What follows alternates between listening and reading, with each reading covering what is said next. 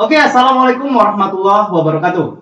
Perkenalkan, nama saya Teguh Azira Perkasa dengan NIM 190306. Saya berasal dari Prodi Peternakan.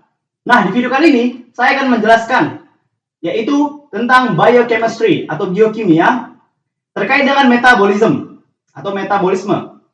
Oke? Tunggu apa lagi? Let's go. Bam!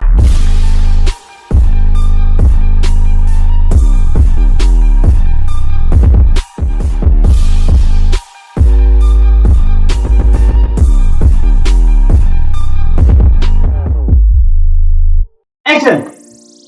Oke, apa itu metabolisme? What is metabolism? Nah, jadi teman-teman, metabolisme itu adalah suatu proses atau reaksi-reaksi yang terjadi di dalam tubuh kita ini. Nah, jadi semua reaksi-reaksi kimia yang di dalam tubuh kita ini yang terjadi itu namanya metabolisme. Mau kita lagi bangun, mau kita lagi tidur, tetap tubuh kita ini bereaksi, teman-teman, di dalam tubuh kita ini. Nggak di dalam tubuh kita saja, di dalam tubuh hewan juga. Intinya organisme. Oke? Nah, secara umum ini metabolisme ini adalah pemecahan atau katabolisme. Kemudian ada juga namanya pembentukan atau anabolisme. Nah, di dalam metabolisme ini ada juga bagian-bagiannya, teman-teman. Yang pertama ada metabolisme karbohidrat, yang kedua ada metabolisme lemak, yang ketiga ada metabolisme protein dan sebagainya. Nah, jadi di dalam metabolisme karbohidrat itu terdapat tahapan-tahapan atau proses-proses. Nggak mungkin kan reaksi-reaksi nggak ada proses-proses. Nah, tentu saja memiliki proses-proses tersebut. Nah, saya akan menjelaskan apa itu proses glikolisis. Nah, proses glikolisis itu merupakan pembentukan dari glukosa atau biasa kita sebut gula lah. Kalau kalian nggak tahu glukosa itu gula. Jadi namanya glikolisis. Jadi proses pembentukan glukosa menjadi asam piruvat. Nah, terkadang dari asam piruvat bisa juga berubah menjadi asam laktat, bisa juga menjadi asetil-CoA. Nah, dari asam piruvat menjadi asam laktat itu menggunakan yang enzim yang mengatalis, itu laktat dehidrogenase. Nah, jadi kenapa dia bisa menjadi asam laktat? Kayak kita lagi kecapean, nah itu asam laktatnya tiba-tiba kita capek apa nih kan, jogging, tiba-tiba kita berhenti, menumpuk asam laktatnya itu. Nah, jadi seperti itu teman-teman. Kemudian ada namanya lagi proses glikogenesis. Nah, jadi apa itu glikogenesis? Itu ada perubahan glukosa menjadi glikogen. Nah, ibaratnya inilah lintasan metabolisme tadi, merubah glukosa menjadi glikogen. Oke, kita singgung lagi kembali dalam proses glikolisis tersebut. Nah, di dalam proses glikolisis tersebut itu menghasilkan 4 ATP. Nah, 4 ATP ini 2 diantaranya sudah dipakai, teman-teman, di reaksi di reaksi pertama dan reaksi ketiga. Jadi dia total semua ATP yang dihasilkan cuma 2. Jadi di proses glikolisis tersebut. Nah, pada saat glukosa darah turun di tubuh kita maupun di tubuh hewan atau ternak yang lainnya, ada 2 proses yang terjadi, teman-teman.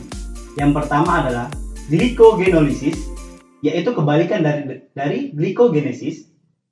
Dan yang kemudian ada namanya gluconeogenesis. Ini bisa juga disebut kebalikan, cuman tidak bisa kita pastikan ini kebalikan karena ada 3 sifat yang tidak reversible terhadap glikolisis. Nah, jadi tidak bisa kita bilang ini kebalikan dari glikolisis tersebut ya, teman-teman. Jadi kita kembali lagi, glikogenolysis itu kebalikan dari glikogenesis, yaitu mengubah glikogen menjadi glukosa. Kemudian gluconeogenesis itu merupakan kebalikan dari glikolisis. Cuma ada 3 tahapan yang tidak reversible, yaitu mengubah asam piruvat atau asam laktat, mengubah asam laktat tadi menjadi glukosa. Oke, kita akan masuk ke dalam metabolisme lemak. Nah, di dalam metabolisme lemak sendiri ada namanya proses beta oksidasi. Nah, di dalam proses beta oksidasi itu sebelum kita masuk ke dalamnya, kita harus tahu dulu apa itu beta oksidasi. Nah, beta oksidasi adalah oksidasi asam lemak tidak jenuh. Nah, jadi merubah asam lemak atau etil-CoA, merubahnya menjadi etil-CoA min 2 karbon atau asetil-CoA. Nah, jadi ada 4 tahapan dalam proses beta oksidasi tersebut. Yang pertama adalah dehidrogenasi pertama. Yang kedua ada namanya hidratasi. Yang ketiga ada namanya dehidrogenasi yang kedua. Dan yang terakhir ada namanya teolisis. Nah, keempat tahapan tersebut saling bekerja sama satu sama lain. Oke, kita akan masuk ke dalam metabolisme protein. Nah, di dalam metabolisme protein sendiri itu terdapat proses yaitu namanya siklus urea. Nah, apa sih itu siklus urea? Siklus urea adalah siklus yaitu pembentukan amonia menjadi urea.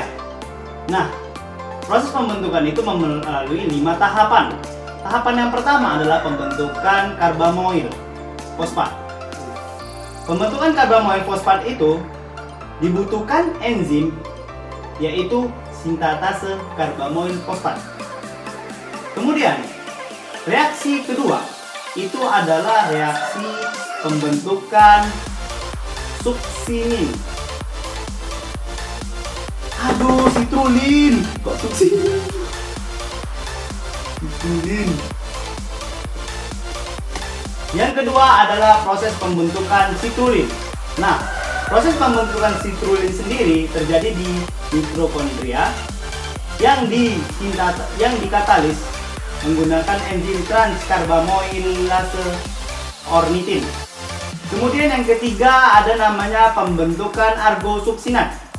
Nah, pembentukan argosuksinat ini dikatalis oleh enzim sintatase argosuksinat. Kemudian ada proses yang keempat yaitu pembentukan arginin. Nah, enzim yang mengatalis arginin ini yaitu arginosuksinase. Dan yang terakhir ada proses pembentukan urea yang dikatalis oleh enzim arginase. Nah, kemudian semua urea ini kan proses ini termasuk dalam siklus urea. Kemudian ureanya dikeluarkan melalui ginjal. Nah, jadi seperti itu.